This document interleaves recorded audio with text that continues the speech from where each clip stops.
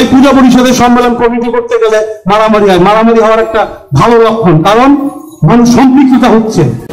আমি বলতে চাই যে এই কেন্দ্রীয় মন্দির যেভাবে সৃষ্টি হয়েছিল মহাভগবান শ্রীকৃষ্ণের জন্মাষ্টমী উপলক্ষে এক মিছিলের মাধ্যমে, আমি তখন এই মিরপুরে যেতে, আমি একজন মিরপুরের বাসিন্দা, আমি মিরপুরে থাকি, আপনাদের এই মন্দিরের সাথে সুখে দুঃখে থাকতে পারি বা পারবো এবং সবসময় থাকবো।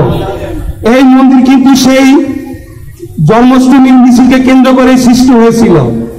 আজকে এই মন্দির কেন্দ্রীয় মন্দির আবির্ভাব হয়েছে এবং এই মন্দির শুধু মিরপুরবাসীকে একত্রিত করেন, এই মন্দির সারা বাংলাদেশের একটা মডেল হিসেবে দাঁড়িয়েছে।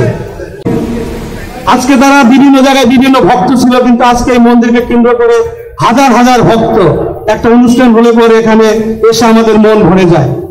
এই জন্য কেন্দ্রীয় মন্দিরে যারা নেতৃবৃন্দ আছেন, ভক্তবৃন্দ, সবাইকে জানাই আন্তরিক অভিনন্দন।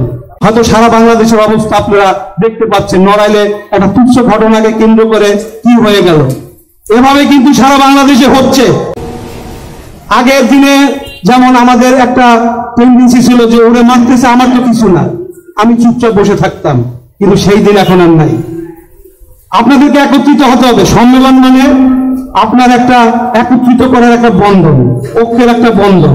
সম্মেলন হবে, নতুন ব্যক্তিত্ব আসবে এবং যারা পোস্ট পজিশনে আসবেন না পরবর্তীতে আসবেন এবং পর্যায়ক্রমে আসবেন।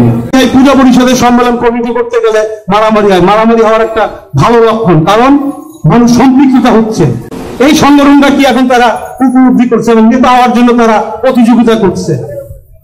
আমাদের এটা আমরা ভালো দিক মনে করি, কারণ আগে আমরা ঘর থেকে বের করতে পারতাম না মানুষজন।